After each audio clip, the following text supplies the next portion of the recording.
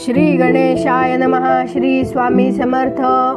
आज आपण चौथ्या खंडातल्या उत्तरकांडाचा 54वा सर्ग वाचूया.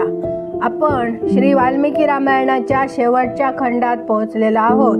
तरी कृपया हे रामायण वाचन जास्तीत जास्त लोकांपर्यंत शेअर करा, लाईक करा, सबस्क्राईब करून बाजूची बेलवर क्लिक करा.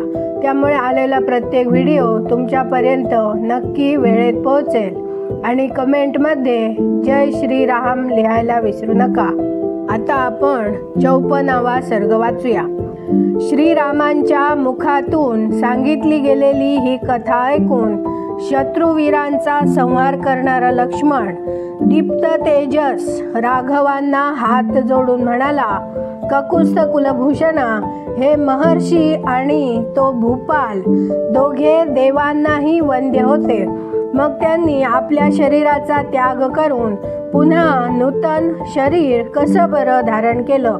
लक्ष्मणाने अशा प्रकारे विचारल्यावर इक्ष्वाकू नंदन महातेजस्वी पुरुषप्रवर श्रीराम त्यांना म्हणाले, सुमित्रानंदना, परस्परांच्या शापानं देहत्याग करून तपोधन असलेले ते धर्मात्मा राजर्षी आणि ब्रह्मर्षी वायुरूप झाले. महातेजस्वी महामुनी वसिष्ठ शरीरसहित झाल्यावर दुसऱ्या शरीराच्या प्राप्तीसाठी आपला पिता ब्रह्मदेव यांच्याकडे गेले. धर्मज्ञ वायुरूप वसिष्ठ मग देवाधिदेव पितामह ब्रह्मदेवांच्या चरणी प्रणाम करून म्हणाले, ब्रह्मांड कमंडलूतून प्रकट झालेल्या देवाधिदेव महादेवा, भगवान, मी राजा निमीच्या शापानं देहहीन झालो आहे, म्हणून वायुरूपानं राहतो आहे. प्रभो, समस्त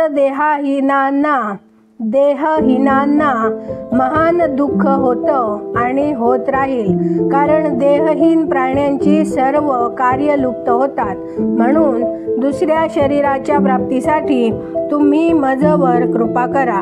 तेव्हा अमित तेजस्वी स्वयंभू ब्रह्मदेव त्यांना म्हणाले, महायशस्वी द्विजश्रेष्ठा, तू मित्र आणि वरुणांनी सोडलेल्या तेजोमय वीर्यात प्रविष्ट हो. तिथं गेल्यावरही तू अयोनिज रूपातच उत्पन्न होशील आणि महान धर्मांनी युक्त असल्यामुळं तुला पुन्हा माझे पुत्रपद आणि पर्यायानं प्रजापतीचं पद प्राप्त होईल. ब्रह्मदेव असे म्हणाल्यावर त्यांच्या चरणी प्रणाम करून तसेच त्यांना प्रदक्षिणा घालून वायुरूप वसिष्ठ मुनी वरुण लोकी निघून गेले. त्या दिवसात मित्रदेव देखील वरुणाच्या अधिकाराचे पालन करीत होता. तो वरुणाबरोबर राहून सर्व देवेश्वरांकडून पूजित होत होता. त्यावेळी अप्सरांमध्ये श्रेष्ठ असलेली उर्वशी सख्यांसह अकस्मात त्या ठिकाणी आली. ती परमसुंदर अप्सरा क्षीरसागरात नाहताना आणि जलक्रीडा करताना पाहून वरुणाच्या मनात उर्वशीविषयी अत्यंत लालसा निर्माण झाली. मग त्याने प्रफुल्ल कमलांप्रमाणे डोळे आणि पूर्णचंद्राप्रमाणे मनोहर मुख असलेल्या त्या सुंदर अप्सरेला समागमासाठी आमंत्रित केले. तेव्हा उर्वशी हात जोडून वरुणाला म्हणाली, सुरेश्वरा, साक्षात मित्रदेवानं पूर्वीच मला वरलं आहे. हे ऐकून वरुण कामदेवाच्या बाणांनी विव्हल होऊन म्हणाला, हे रूपसंपन्न सुश्रोणी अप्सरे, जर तू माझ्याशी समागम करू इच्छित नसशील तर मी तुझ्याजवळ या देवनिर्मित कुंभात माझं हे वीर्य सोडून देईन आणि अशा प्रकारे सफल मनोरथ होईन. लोकनाथ वरुणाचे हे मनोहर वचन ऐकून उर्वशीला मोठी प्रीती वाटली आणि ती म्हणाली, प्रभो, तुमच्या इच्छेनुसार तसंच होवो. माझं हृदय देखील विशेषत्वानं तुमच्या ठायी गुंतलं आहे आणि तुम्ही देखील मजवर अनुरक्त आहात. म्हणून तुम्ही माझ्या उद्देशानं या कुंभात वीर्यपात करा. या शरीरावर मात्र यावेळी मित्रदेवांचा अधिकार आहे. उर्वशी असे म्हणाल्यावर वरुणाने प्रमाणे प्रज्वलित अग्नीसारखे प्रकाशमान असलेले आपले अत्यंत अद्भुत असलेले रेत त्या कुंभात टाकले. त्यानंतर उर्वशी जेथे मित्रदेव होता त्या ठिकाणी गेली. त्यावेळी मित्र अत्यंत क्रुद्ध होऊन उर्वशीला म्हणाला, दुराचारिणी, आधी मी तुला समागमासाठी आमंत्रित केलं होतं, मग कोण्या कारणानं तू माझा त्याग केलास आणि दुसऱ्या पतीला वरलस? आपल्या या पापाचरणामुळं तू माझ्या क्रोधानं कलुषित होऊन काही काळपर्यंत मनुष्यलोकी जाऊन निवास करशील. दुर्बुद्धे, बुधाचा पुत्र राजर्षी पुरुरवा जो काशी देशाचा राजा आहे त्याच्यापाशी जा, तोच तुझा पती होईल. तेव्हा ती त्या शापदोषाने प्रतिष्ठानपुरात गेली. तेथे बुध राजाचा औरस पुत्र पुरुरवा होता. उर्वशी त्याच्याकडे गेली. पुरुरव्याला उर्वशीच्या गर्भातून श्रीमान आयु नावाचा महाबली पुत्र झाला, ज्याचा पुत्र इंद्रतुल्य तेजस्वी महाबली महाराज नहुष होता. वृत्रासुरावर वज्राचा प्रहार करून जेव्हा देवराज इंद्र ब्रह्महत्येच्या भयाने दुःखी होऊन लपला होता, तेव्हा नहुषानंच 1,00,000 वर्षपर्यंत इंद्रपदावर आरूढ होऊन त्रैलोक्याच्या राज्याचे शासन केले होते. मनोहर दात आणि सुंदर डोळे असलेली उर्वशी मित्राने दिलेल्या त्या शापाने भूतलावर निघून गेली. तेथे ती सुंदरी खूप वर्षांपर्यंत राहिली. मग शापाचा क्षय झाल्यावर पुन्हा इंद्रसभेत निघून गेली. ती दिव्य आणि अद्भुत कथा ऐकून लक्ष्मणाला मोठा आनंद वाटला. तो श्रीरामांना म्हणाला, ककुत्सा, ते ब्रह्मर्षी वसिष्ठ तसेच राजर्षी निमी जे देववंद्य होते ते आपलं शरीर सोडून गेल्यावर त्यांना नवा देह कसा लाभला, त्याचा हा प्रश्न ऐकून सत्यपराक्रमी श्रीराम महात्मा वसिष्ठांच्या शरीर ग्रहणाची कथा पुढे सांगू लागले.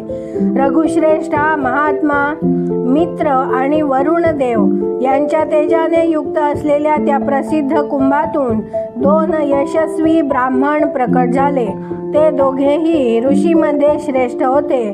प्रथम त्या गटातून महर्षी अगस्त्य उत्पन्न झाले आणि मित्राला मी तुझा पुत्र नाही असे सांगून ते तिथून निघून इतरत्र गेले. त्या कुंभात मित्राचे तेजही होते. ते उर्वशीच्या निमित्ताने आधीच त्या कुंभात ठेवण्यात आलेले होते. त्यानंतर त्या कुंभात वरुणदेवाचे तेजही टाकले गेलेले होते.